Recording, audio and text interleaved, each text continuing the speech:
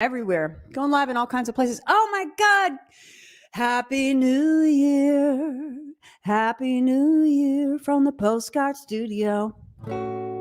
All right, everybody. I am Jenny Van West coming to you live from the Postcard Studio where it's always 70 and sunny. And today is no different from sitting in the performance annex of the Postcard Studio where we've been doing a little recording and stuff. I can see my favorite pine tree here in Maine. And it's time to sing a song, shall we? When you're down and you're blue and you don't know what to do, just write a postcard.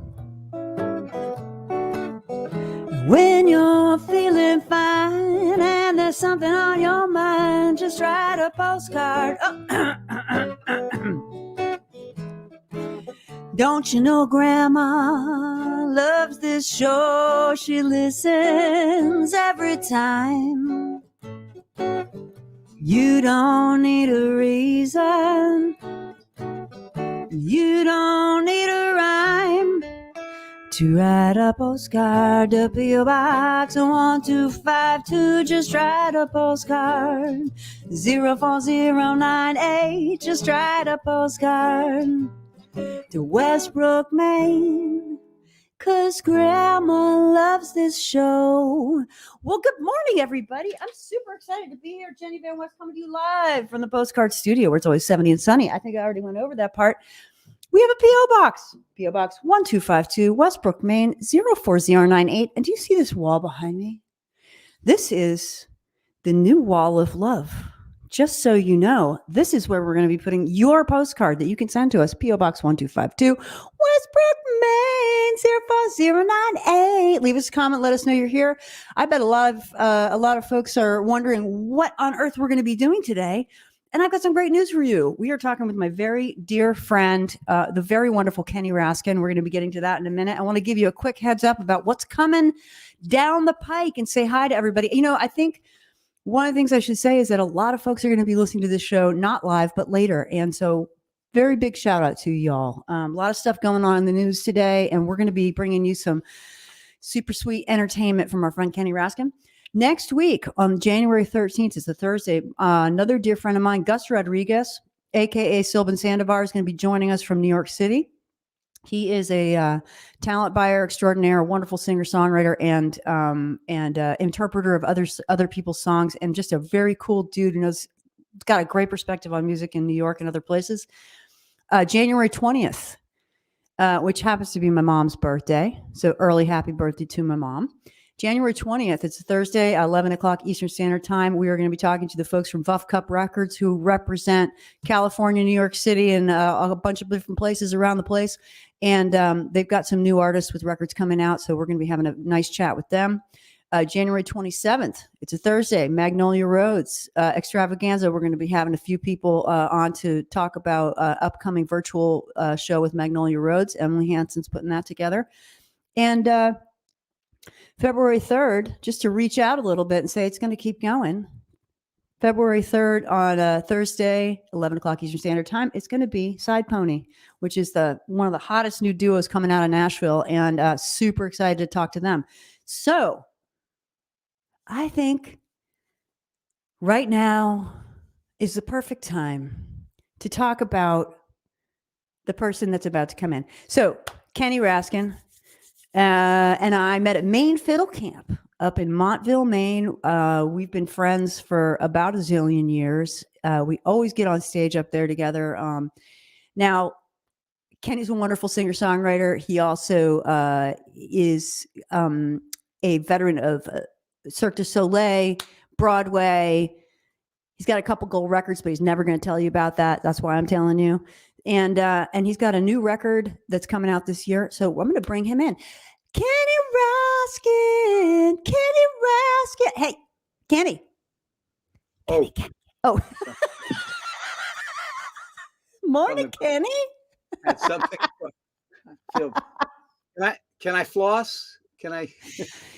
Listen, I got something to tell you. I got a funny story to tell you. All right.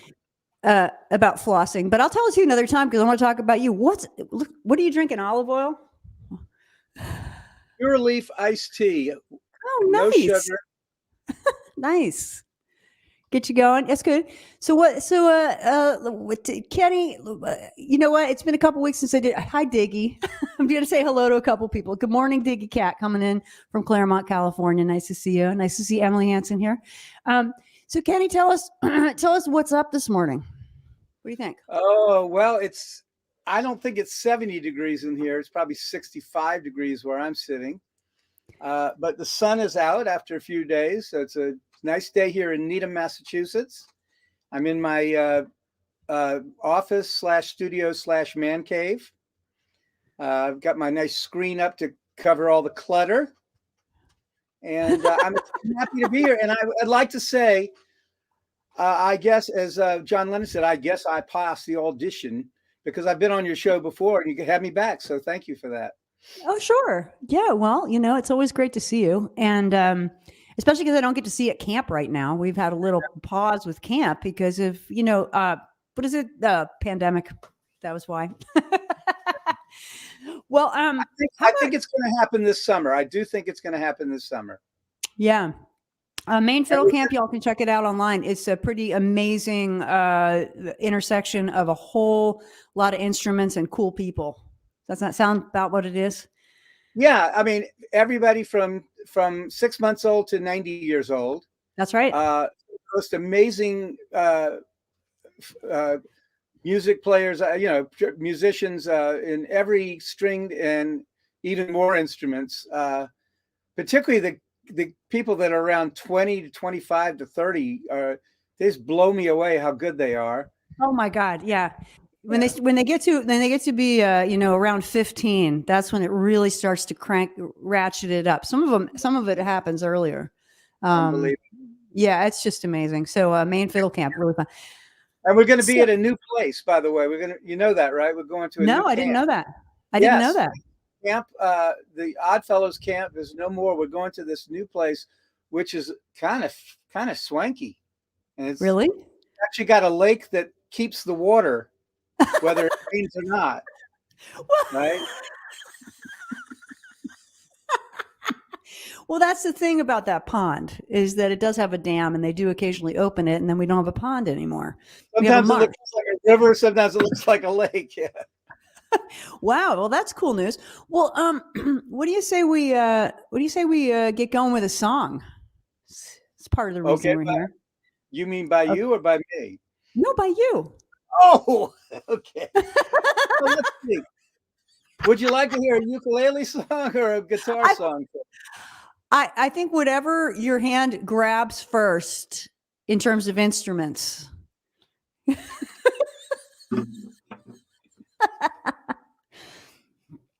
So what you got lined up on the guitar for us this morning, Kenny? Well, I've got a song that I wrote about a misunderstanding between a good dear friend of mine, still a good friend of mine, but apparently we had a misunderstanding that I didn't really know about. And so after I found out that he was mad at me about something, I wrote this song. And before I do this song, I always have in person, I have to say, now this is not a song about my wife Joanna and I. This is a song about somebody else. And it's called How Am I Supposed to Know If You Won't Tell Me? Okay. Oh, okay. Kenny Raskin here on Postcards. There you go.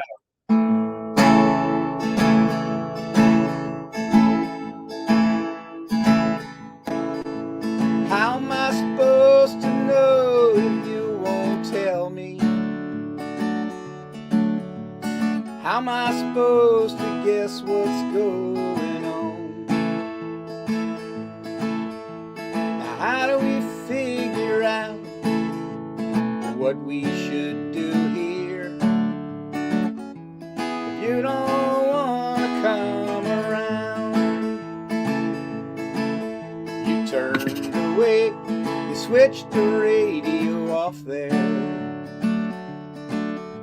The silence was deafening the air. The more I tried to tune the channel to bring you back to me, the more I felt the whole thing's just not fair. How do we do it know if you don't tell me? How was I supposed to know you'd change your mind? How do we figure out what we should do here? It seems the words are hard to find. This is where the steel guitar would come in, and the fiddle, and what other instruments we have lying around. Yeah, we got a little bit of dancing. Yeah, you're a fiddle player. And we think about all the times we don't know what the hell's going on, and we're afraid to ask. Here we go. I always thought that we had good vibrations, that we would share the whole life long. I thought that we had an understanding, but I guess that I was wrong. I hope that nothing's broken, only a little bent. I hope that we can find a way to mend. Bring back the melody we played so well before, and find a way for our harmonies to blend. Oh, how am I supposed to know if you won't tell me? How am I supposed to know what's got you down? Well, how do we figure out what we should do here if you don't want to come around?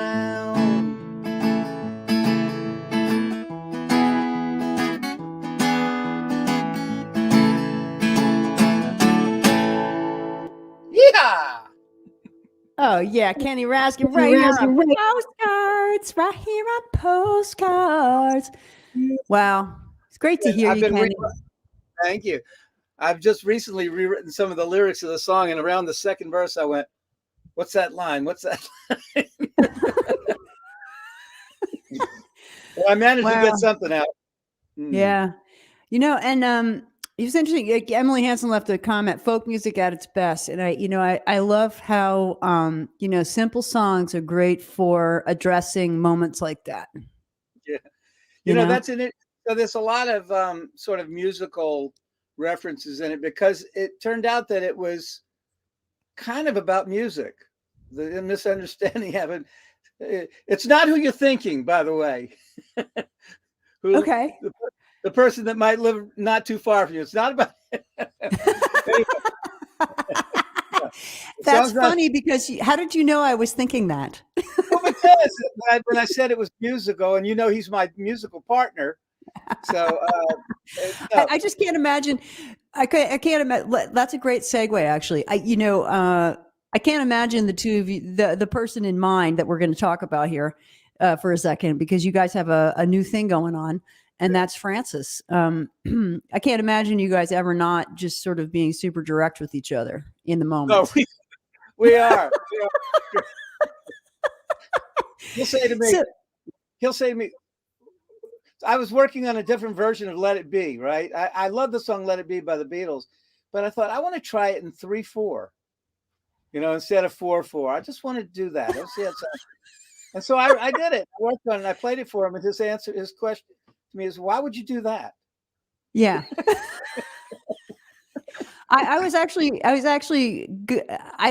didn't. It's funny because my thought was, sure, go for it, and I totally get why you'd try that, because why not? Everything should be tried as a waltz or a schottish or a, this or that. If you're just joining us, welcome to Postcards. I'm here with the amazing Kenny Raskin, coming to us live from Massachusetts, where he is currently sequestered in his man cave, aka studio.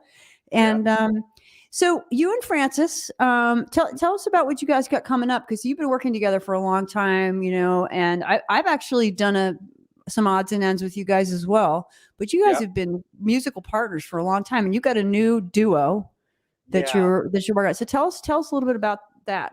The Okay. Well, doppelgangers. we met at Fiddle Camp, and his daughter, who was 15 at the time, kept running up and tapping me on the shoulder and saying, "Dad," and I would turn around. She'd say, "Oh, I'm sorry." And other people would comment, "You guys look alike," And we didn't see it, but everybody else saw. So somebody said, "You've got a doppelganger running around here." And I said, "No, I didn't." So anyway, when we decided that we were going to do some music together, we decided to call ourselves the Doppelgangers. And we've played as a trio with Paul Mator, but it's it's easier to get two people together than three people together. And so anyway, Francis and I have become great friends, and we seem to like to play music with each other and sort of tussle with each other musically. And both of us just want to do like living room concerts and coffee house, places where people actually sit and listen, not bars, things like that. And he's a tremendous songwriter. He's written, God, over 60 songs. And as a matter of fact, just finished doing a song a week on Facebook Live, 52 Great. songs in 52 weeks, which Awesome. I joined him for 3 or 4 of them. Nice. But we're preparing for a concert in February at a Unitarian church down here. And that's terrific. That's great. It's exciting. Well, and you guys, I love that you call yourselves doppelgangers, because you do bear a resemblance to one another. Although I Tell the difference. I can tell you guys apart. I'm just gonna say it. I'm gonna say it. I can tell you apart. So here's a question. We were talking about this a little bit earlier. You've got experience being on what the rest of us would call major stages. You were in Beauty and the Beast on Broadway. You've been in Cirque du Soleil in Vegas in a residency. And so, and I know Joanna has been deeply involved in theater also all this during this time and supporting you and doing her own thing.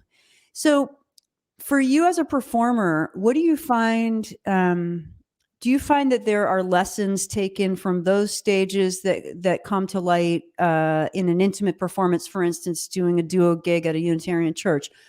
Or, how do these performance experiences relate to each other? What's the same? What's different for you?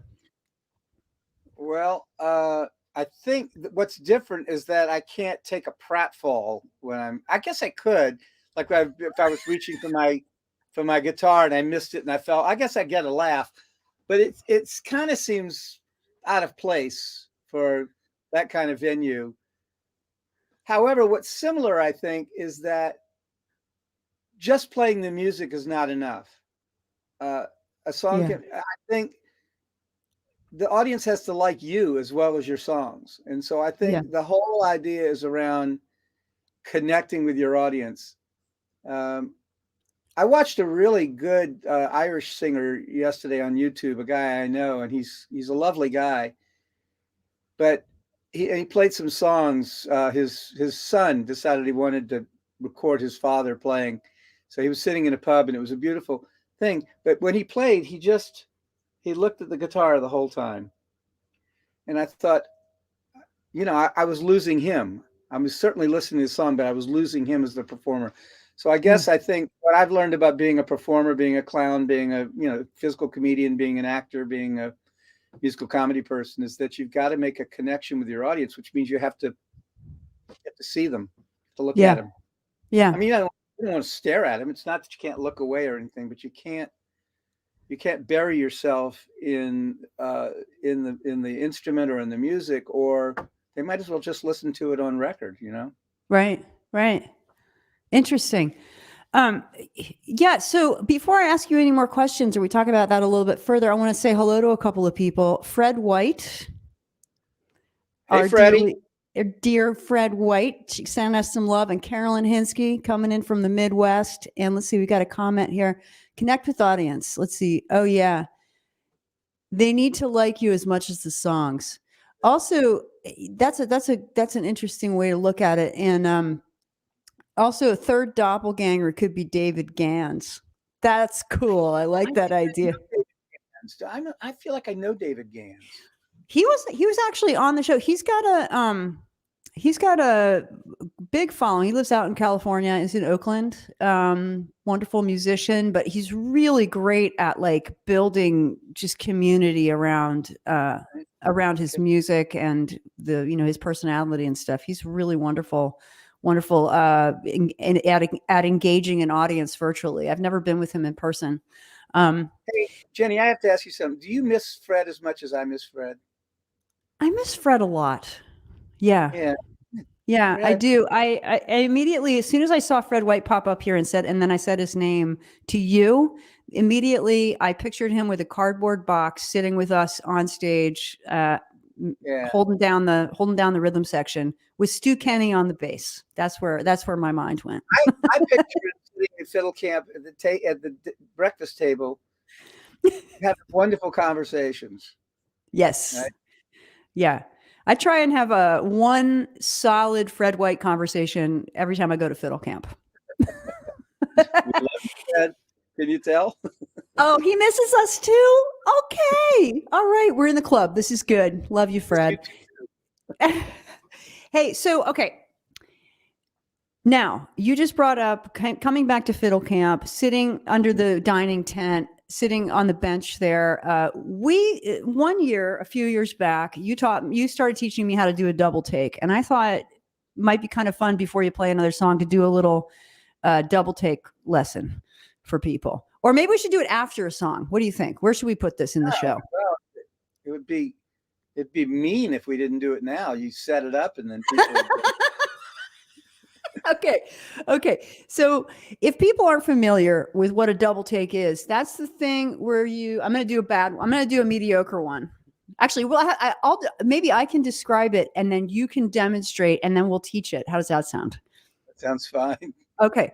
So a double take or a triple take is one of those things where somebody turns their head and looks at what they're looking at or turns away and then suddenly realizes what they saw and looks back. Something like that. Yeah. So they look at it kind of cursorily. They see it and then they went, is that what I saw? So, let's see. How do I have to get away from the technical aspect of it and just, let's see. It'll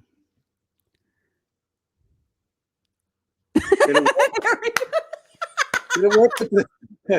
So it's like iced tea. And it could be in different rhythms. It could be right, or it could be.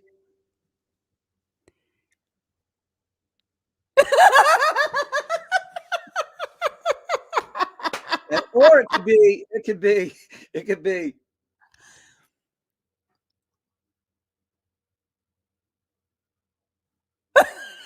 Right. The slow burn. Now you mentioned triple take. Triple take's a little trickier, but it's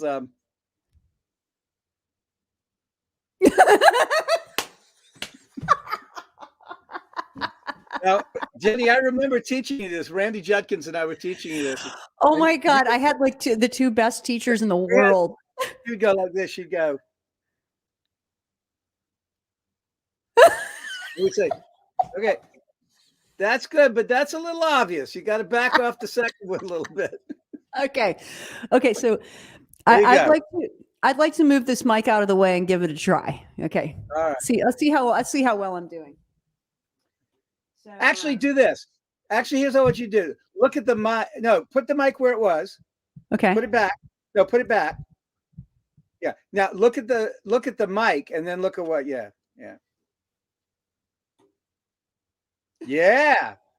Now a little longer one.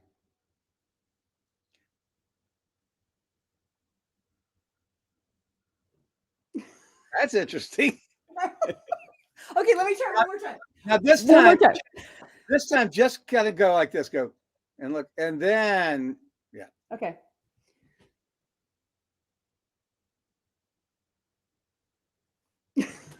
Yeah.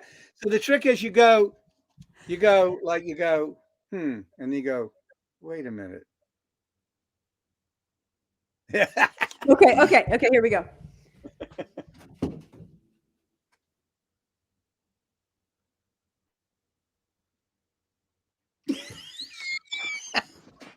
Okay. Okay. Now, Okay. I think we're at the point where they're going, okay, we got it. Let's move We on. got it. There you go, folks. We've had a double take lesson. If you want some double take lessons, you can hire Kenny. You can also take a ukulele lesson from him. You And absolutely here's can. Kenny Raskin I at gmail.com, www.kennyraskin.com. There you go. how about since we just brought up the ukulele, how about a little maybe a little tickling of the strings of the ukulele? What do you think? Yeah. I'm debating what to play. So I learned this instrument when I was 8 years old. My father's friend, Harry Slotin, came over and brought me a ukulele, and he taught me 2 songs because he was a big Kingston Trio fan. Oh, nice. And he taught me Tom Dooley, Hang Down Your Head, Tom Dooley, Hang Down Your Head. And then the next song he taught me was a little odd song to teach an 8-year-old. He taught me Scotch and Soda. Nice. So I think I'm going to play Scotch and Soda for you. That's I mean, okay. Baxter was anyway. Baxter was singing "Driving Nails in My Coffin" by Ernest Stubb when he was 8. So there you go. So I like to say that God, in your coffin. Okay, carry on, Kenny Raskin. This was my instrument of choice until I was 11, and then I discovered girls, and so I went to the guitar. Of course, I understood that was a chick magnet. Yeah, right? All right. Totally. But then, when I was about 28, a group called the Blue Sky Serenaders came through Atlanta, and I saw them. And there was this big mountain of a guy named Joel Eckhouse who lives in Maine. Yes, I know Joel Eckhouse. Yeah, I mean, I know he's a big guy, acquaintance of mine. and he was playing a ukulele, and I went, "Oh, you mean it's a real musical instrument?" I've forgotten what musical instrument it was. So I went out and bought one the next day, and I haven't looked back. I've got about 15. And tell me, when was it that Joel came to Atlanta? When was that? He was traveling. My friend Randy was traveling with him. They were doing shows all over the South. Oh, no kidding. He toured with the Randy Judkins. Yeah. Very cool. Very cool. Well, listen, let's get to it, shall we? And real quick, I want to say hello to Penny Jo Pullis, who's sending us some love from Austin, Texas. And we got Kenny Raskin all dialed in with a ukulele, and there's no waiting. Let's do it. This is called Scotch and Soda.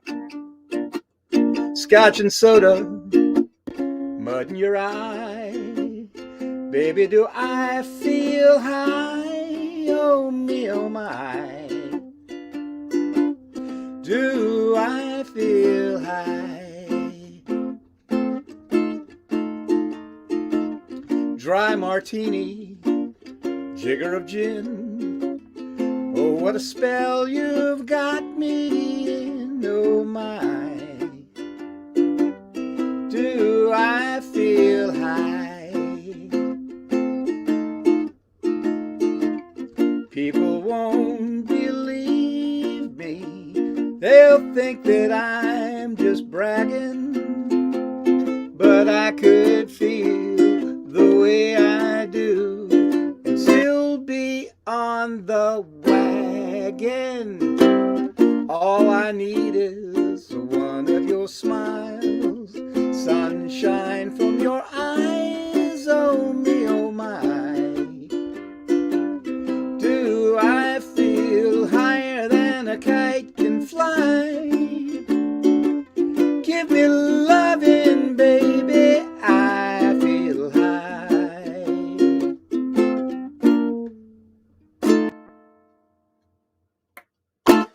Oh yeah, Kenny Raskin.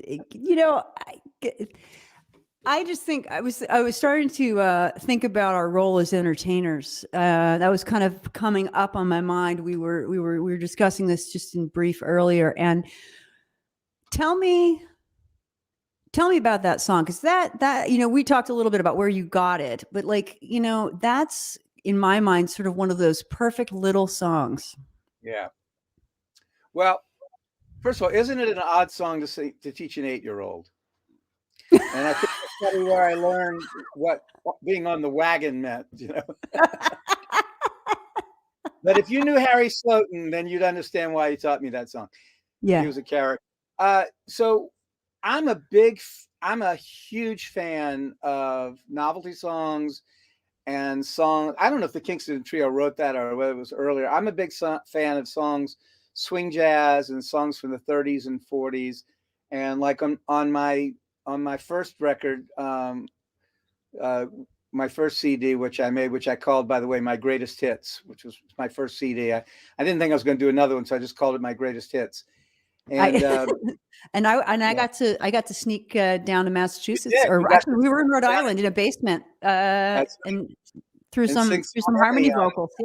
Yeah. So I have a song called Sweetheart, which I co-wrote with my friend Jeff Summit, and it's very 30s like, and I've got a couple other songs like that I really like. So, you know, part of it, that song, those songs are so melodic, you know, there's no tricks to them. They really follow a pretty clear 1-4-5 with a few other chords thrown in.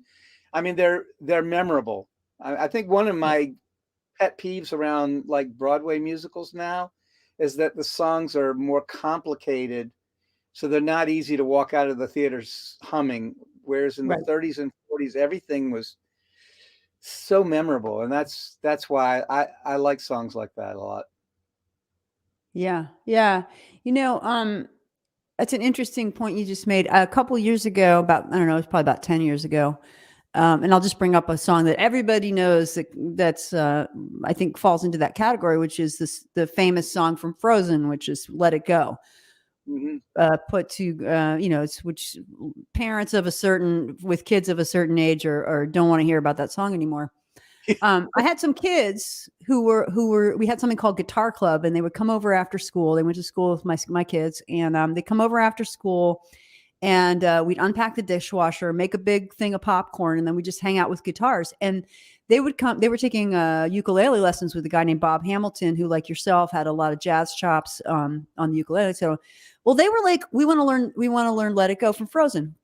And I said, "No problem." And I got into that song, and I was like, "Wow, this is a beautifully written and arranged song, masterfully written and arranged." And it is complicated, but it doesn't feel complicated when you hear it, right? It's got definitely some nuance to it that really pulls you in with the melody and so forth.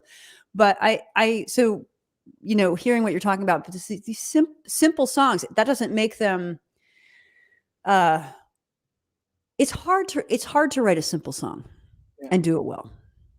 Would you agree with that statement? Yeah, I do. I mean, the How Am I Supposed to Know song that I played is a 3-chord song and could sound like a lot of other songs. I mean, it's very John Prine-ish.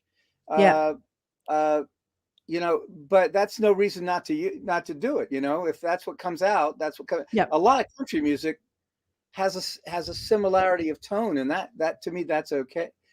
Yeah, you know, that's absolutely okay. I'll tell you who was one Broadway writer that I wrote, a songwriter that I love is Alan Menken, who wrote the music for Beauty and the Beast, and he just, I mean, everything you walk out, be our guest, be our guest. Da, da, da, da, da. I mean, he just knew how to write songs that people would remember. Yeah. Eleanor Rigby.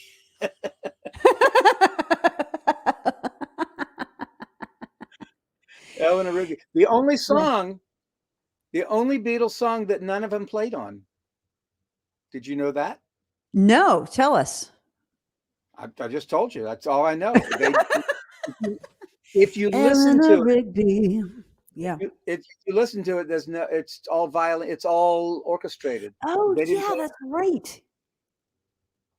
Wow. Okay. That's interesting. I'm going to go dig around on that one. Thanks, Adam, for bringing that one up. If you're just joining us, welcome to Postcards. I'm sitting here with my dear friend and amazing comic actor, clown, songwriter, performer, Kenny Raskin. Did I miss anything? I don't think so. Also got the sweetest wife on the planet. She's a doll. She is a She's doll. she's a doll. So I want to talk a little bit about, today is a major anniversary for the United States. So 1 year anniversary of the insurrection at the Capitol, and we're going to sort of set that aside. It's on everybody's mind, so I'm just mentioning it, but it's not, just for posterity, for people who are going to be watching the recording of the show in 15 years. So one of the things that did major events like this, like the pandemic or, upheaval, political upheaval, et cetera, like it makes me as an entertainer, which is something that I feel I'm slowly growing into that job with sort of like, help from people like yourself of learning how to be that person. It makes me think about what is my role as a songwriter and an entertainer, and like, what is it that people need? And the conclusion I keep coming to is it's the same thing that we needed yesterday, which is we always need an uplift and a little vacation in our minds, a refresher, a sort of mental, emotional refresher. And I'm wondering about how you, during this time of, how do you see yourself approaching that? And I'm sorry if I'm reframing a question that I already asked you, but I'm still curious. Yeah. I don't know. I mean, I'll be honest to say that everything that's going on in the country right now, although it concerns me a lot and I think about it a lot, it hasn't hit my musical brain yet. The only thing that's hit my musical brain about the world that we're in is climate. I wrote a song a few years ago, and actually Francis, we really electrified it and made it sort of a rock and roll song in his studio. For those who are just tuning in, Francis Burks, my doppelganger. Anyway, but I wrote a song called "It's Time to Change the Game." It's kind of a funny story about it. I was on a plane and I was thinking about climate. I was looking out the window. I was starting to think about climate, and I pulled out a magazine, and I started writing on the back of the magazine the lyrics to this song, and then I put it back in the flap, and the plane landed, and I got off the plane, and as I was walking to the next flight, I realized I'd left the magazine on the plane. Oh, shoot. And I couldn't remember anything I wrote. So I decided I was going to write it again, and I did write a song about, the climate disaster we're in, which I don't know how anybody can think of that as being political. Yeah. But anyway, that's the only thing I've written about that's political. I don't really want to go to where I would need to go to write a song. I guess I just don't really want to, Well, that's what really, I love what you just said, because I think and I think it's kind of brilliant that you left it on the plane in a way. Like I always find that kind of stuff very interesting, when there's little signs like that. Like, I think I'm going to project a bunch of stuff. This is what I get out of what you just said. I think from just personally as an artist, when I'm thinking about these things, there's a big filtration system that's built in there with music and writing and so forth. And I find that sometimes it takes a long time. It's got to go through about 100 layers of charcoal filters before it can really turn out the art that's supposed to come out of something. And I love what you just said, because you're like, I don't really want to go to those places in myself, in order to write. And I think we don't have to write on the nose about stuff. And that's one of the things that's like, and sometimes, I'll give you an example. Happiness to Burn. There's another little song that's kind of, it's definitely modeled on songs from the 30s and 40s, right? It's got a very standard swing turnaround. It's very upbeat. It came out of I was contemplating completely other things. And every time I sat down to write about it, it was like depressing to me. And I was like, well, that's not going to work, because I'm the one that's going to have to hear it every single time it's performed.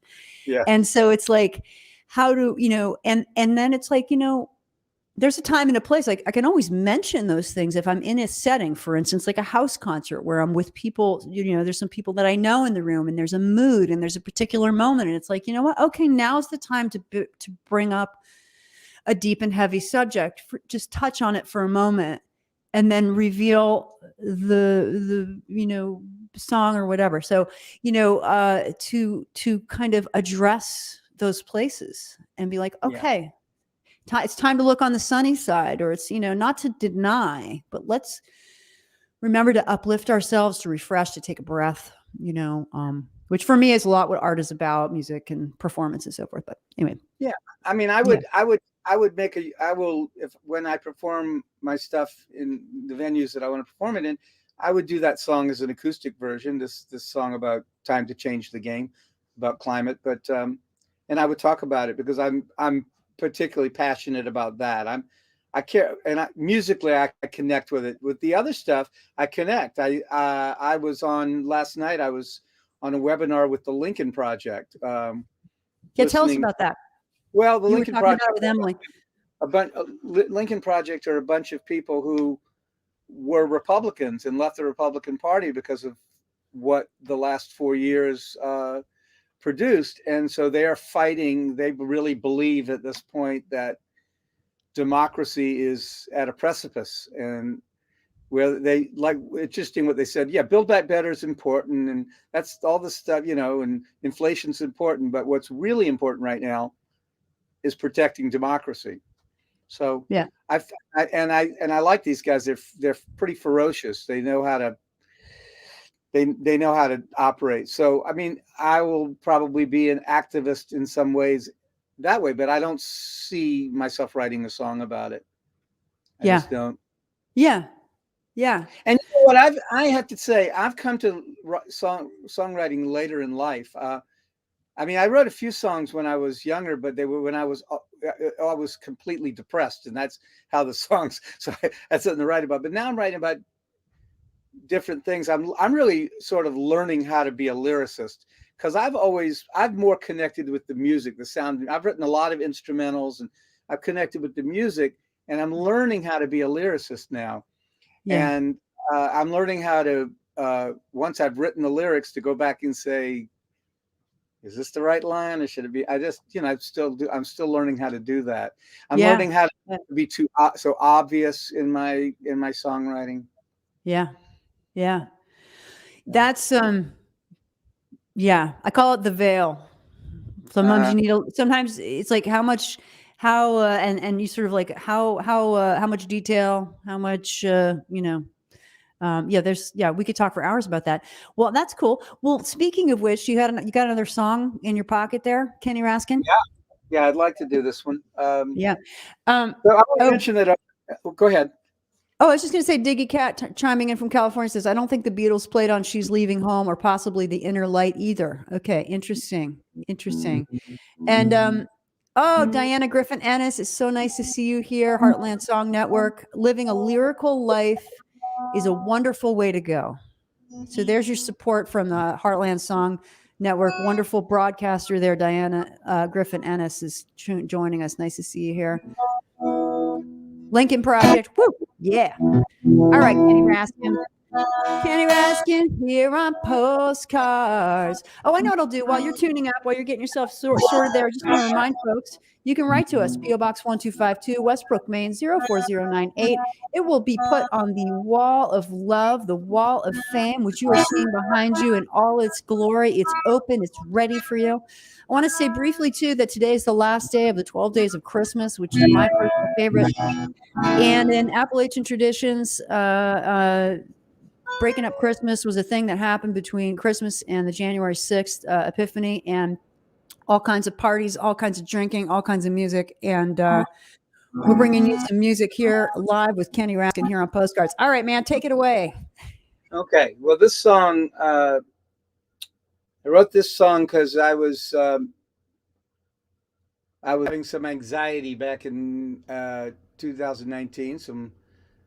And my anxiety usually would manifest in just I kept moving forward. I was all worked up. So anyway, I wrote a song about, peace of mind, having some peace of mind. And this is what, and I just want to comment that these songs are on my website. These songs are on my YouTube channel, and I'd be, I got to promote myself, right? Here we go. But anyway, this is called Peace of Mind.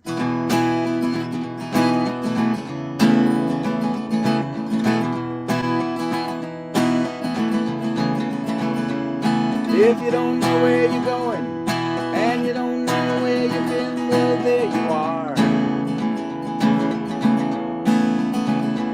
If you don't know where you're headed, but you don't want to turn around, but you've gone too far. If you feel the fear, you can stay right here. You will find peace of mind.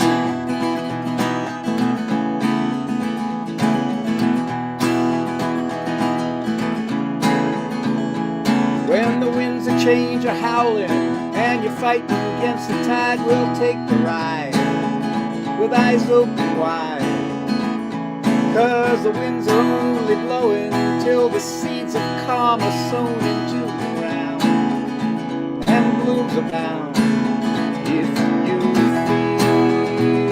the fear, you can stay right here.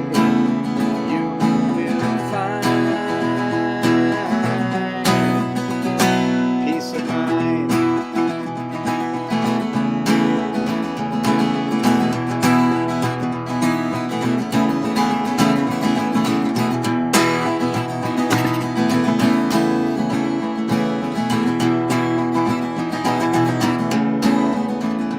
No one said it's gonna be easy, but no one says it has to be this hard.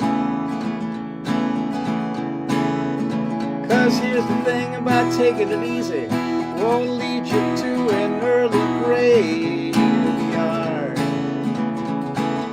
If you feel the fear, you can stay right here. You will find peace of mind.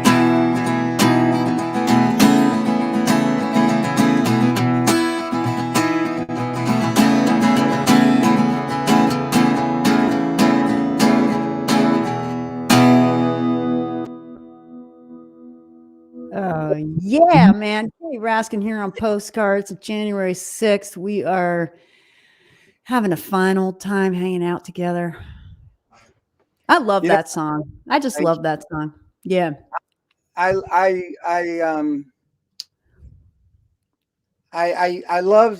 that song too. I think it's one of my favorite songs that I've written. And it came, it came out of a very, it wasn't hard to write. That's funny thing when songs just pour out and don't feel like you're banging your head against the wall to get the right thing. And that one did. And the other thing I want to say about it is that I did a music video of it because my favorite performer in the world ever is Buster Keaton. Yes. And we both love him. Yeah. Buster Keaton, Buster Keaton, I had an image of Buster Keaton being blown around by the wind in one of his movies, which is called Steamboat Bill. Oh, yes. Yes. This is a wonderful video. That's right. Now I'm remembering all of it. Yes. So when I wrote the line, when the winds of change are howling and you're fighting against the tide, I remembered that image. So I decided to make a music video and using Buster Keaton clips. So that was quite a project to try to find the right clip for the right line and everything. And I'm in it as well, but that was a real fun thing to do. And so it's on YouTube. But. Yeah. I'm glad you reminded me about that. I'm going to go back and watch it later today because my mom introduced me to Buster Keaton. I know we'll talk about Buster Keaton every single time you're back on Postcards. You're invited back, by the way. But my mother introduced me to him. She's like, "You got it, Jenny. I think you'd love Buster Keaton," and she was right. And I think it wasn't I know the General is probably his most famous, Not a but funny movie. it's not a funny movie. It's a brilliant movie, and Yeah, it's a brilliant technical movie. Yeah.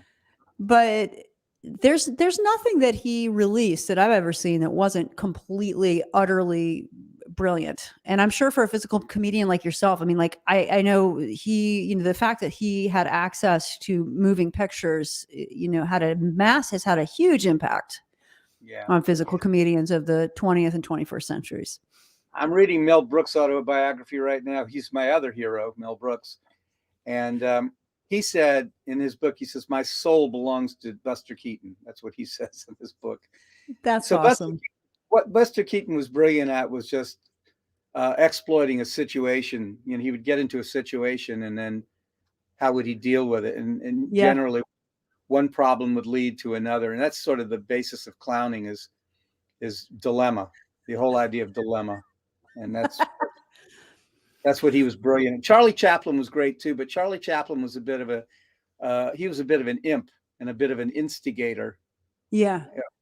He's brilliant in lots of ways. If you want to see the difference between Chaplin and Keaton, there's a scene in Limelight, one of Chaplin's movies, where Chaplin is with the fiddle and he's playing and he's showing off, and Keaton's at the piano and his music keeps falling and he's trying to put it back on the piano, but it keeps falling, Yeah. So dilemma. It's a really good contrast between both of them are brilliant in different ways. Yeah. I love what you just said about dilemma. It's like, because somebody else might say problem solving, but the idea of a dilemma is a little like sort of staying in that and allowing a dilemma to kind of, you solve, it's like whack-a-mole. You kind of solve one part of it and then another thing crops up. And one of the things I do love about music and writing and performing is that the dilemma is, I got something to say. You need to hear a song. I need to figure out how to say what I need to say so that you can hear it. I can enjoy it. You can enjoy it.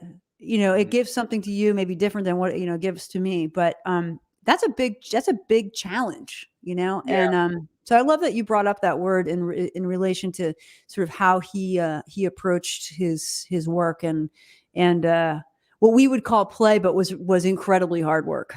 Yeah. Well, when the difference between dilemma and problem solving, when I hear the word problem solving, I say you have to think about it.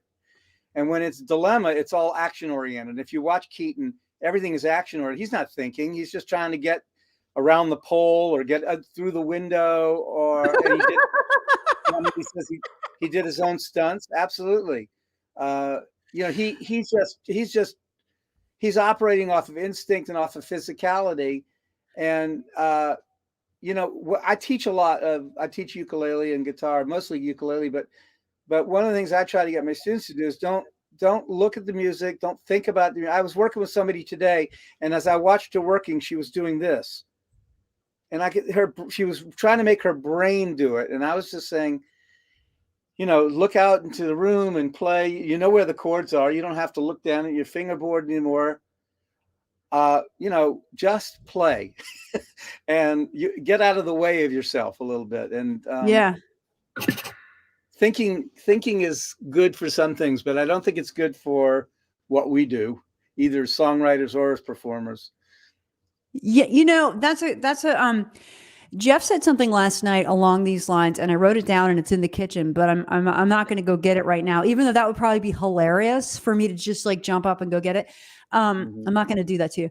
But basically what he said was, practice really shines through when you have to improvise. Yeah. Yeah. And because you make it look like it's happening for the first time, but you have practiced it. No doubt about it. Yeah. And one of the things that, and another favorite saying of mine actually is luck favors the prepared. And it's like, just getting and this applies to music and performing of any kind, really, is like, you dial that stuff in. You dial it in. You dial it in. You respond. You watch. I mean, now we have the incredible gift of video at our fingertips. You like literally can set up a video, try some stuff, go back and look at it, analyze, be like, oh, okay, probably shouldn't pick my nose on my video, unless you're a comedian, unless it's for comic effect, right? But like just being able to recognize like in order to create the sense of spontaneity, it takes an enormous amount of rehearsing. And I love that example that you just gave of with your students being like, when we start to memorize chords, the first thing that I know that for me, like the first thing that I do is like, can I do it with my eyes shut? Yes. Just like shut my eyes. And then once I can do it with my eyes shut, then I can do something like what you're describing. That's the next level of having something dialed in, is just being able to look around the room. And then you've really got something to work with. Do you remember the ad that said, let your fingers do the walking through the yellow pages? Yes. Okay. Of course. Yeah. I mean, let your fingers do the work of playing, not your brain as much, Yeah. I want to say to everybody out there, if you want to see what I'm talking about in terms of, and what she's talking about practice to make it, to improvise, or luck favors the prepared, watch a clown on YouTube named George Carl. That's Carl. And you will see what I'm talking about. George Carl comes out with a microphone and a microphone stand and gets all wrapped up in it and everything. And he makes it look completely accidental. But I know that he had to practice that stuff. So his name is George Carl. All right, cool. May he rest in peace. But he's brilliant. Great. Thank you for the recommendation. Well, Kenny, I can't believe it. No. Yes. It's almost time to say goodbye to all our family here in the Postcards world. And, it's only a temporary goodbye, but, I would love to hear one more song from you to take us out. If you'd be willing to share, and just say hello and goodbye to all the wonderful people. I want to thank everybody for tuning in this morning. I know it's hard. It's hard. We could do a 4-hour show together. I think we'd be fine. Let's do that sometime. We actually had a show April of 2020 that we'd been talking about and planning. It was the release for your CD that came out last year, Your Greatest Hits. It's a wonderful CD. I'm honored to be a part of it. And we didn't get to do that show. So I'm coming for you, Kenny Raskin. I just want you to know that. Once I get my mic figured out here. And Diggy has this great show. Thank you, Diggy. So great to see you again here. This is on my CD. This is not a song I wrote, but talk about an old song. It's called If You Want the Rainbow, You Must Have the Rain. And my wife Joanna sings with me on it. What does it matter if rain comes your way and raindrops patter along? For rain descending should not make you blue. A happy ending is waiting for you. Take your share of troubles, face them and don't complain. If you want the rainbow, you must have the rain. Happiness comes double after a little rain. If you want the rainbow, you must have the rain. What if your love affair should break up, as they sometimes will, when you kiss and you make up? Boy, what a thrill. Sadness ends in gladness, and showers are not in vain. If you want the rainbow, you must have the rain.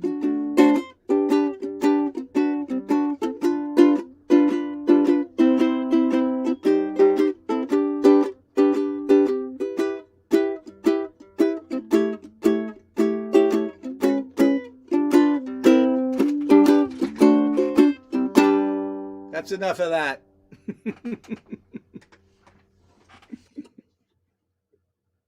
All right. Kenny Raskin, it's been wonderful to have you here. Thank you so much for being on Postcards. Love you, my friend. And thanks everybody for listening and sending a shout out to everybody. Happy New Year 2022. Let's make it happen. Lots of love, everybody.